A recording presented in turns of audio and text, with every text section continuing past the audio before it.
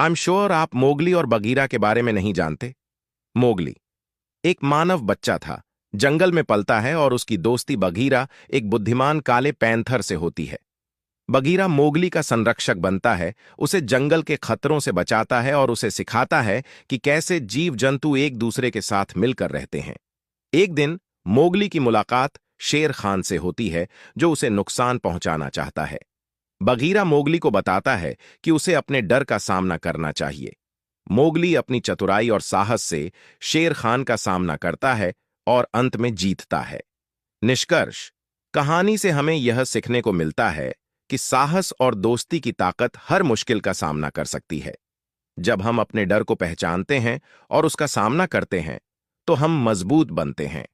अंत में इस प्रकार मोगली और बगीरा की दोस्ती और संघर्ष हमें एक महत्वपूर्ण संदेश देती है। सच्ची दोस्ती हमेशा ही मददगार होती है। आई एम श्योर आप मोगली और बगीरा के बारे में नहीं जानते। मोगली एक मानव बच्चा था, जंगल में पलता है और उसकी दोस्ती बगीरा एक बुद्धिमान काले पैंथर से होती है। बगीरा मोगली का संरक्षक बनता है, उसे जंगल के खतरों से बचाता है और उसे सिखाता है कि कैसे जीव जंतु एक दूसरे के साथ मिलकर रहते हैं। एक दिन मोगली की मुलाकात शेर खान से होती है, जो उसे नुकसान पहुंचाना चाहता है। बगीरा मोगली को बताता है कि उसे अपने डर का सामना करना चाहिए। मोगली अपनी चतुराई और साहस से शेर खान का सामना करता है और अंत में जीतता है। निष्कर्ष: कहानी से हमें यह सीखने को मिलता है कि साहस और दोस्ती की ताकत हर मुश्किल का सामना कर सकती है।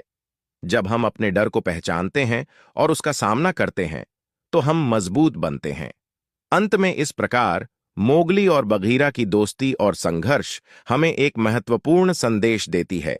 सच्ची दोस्ती हम एक गांव में एक बनिया था जो 5 रुपए की एक रोटी बेचा करता था। उसे रोटी की कीमत बढ़ानी थी, लेकिन बिना राजा की अनुमति कोई भी अपने दाम नहीं बढ़ा सकता था। कुछ दिनों बाद राजा के पास बनिया पहुंचा और बोला, राजा जी, मुझे रोटी का दाम 10 करना है। राजा बोला, तुम 10 नहीं 30 रुपए करो। बनिया बोला, महाराज, इससे तो हाहाकार मच जाएगा। राजा बोले, इसकी चिंता तुम मत करो, तुम 10 रुपए दाम कर दोगे तो मेरे राजा होने का क्या फायदा। तुम अपना फायदा देखो और 30 रुपए दाम कर दो। अगले दिन बनिए ने रोटी का दाम बढ़ाकर 30 रुपए कर दिया। शहर में हाहाकार मच गया और सभी जनता राजा के पास पहुंचे। बोले, महाराज, यह बनिया अत्याचार कर रहा है, 5 की रोटी 30 में बेच रहा है। राजा ने अपने सिपाहियों को बोला, उस गुस्ताख बनिए को मेरे दरबार में पेश करो। बनिया जैसे ही दरबार में पहुंचा, राजा ने गुस्से में कहा, गुस्ताख, तेरी यह मजाल, तूने बिना मुझसे पूछे कैसे दाम बढ़ा दिया। यह जनता मेरी है, तू इन्हें भूखा मारना चाहता है। राजा ने बनिए को आदेश दिया, तुम रोटी कल से आधे दाम में बेचोगे, नहीं तो तुम्हारा सर कलम कर दिया जाएगा। राजा का आदेश सुनते ही पूरी जनता ने जोर से बोला, महाराज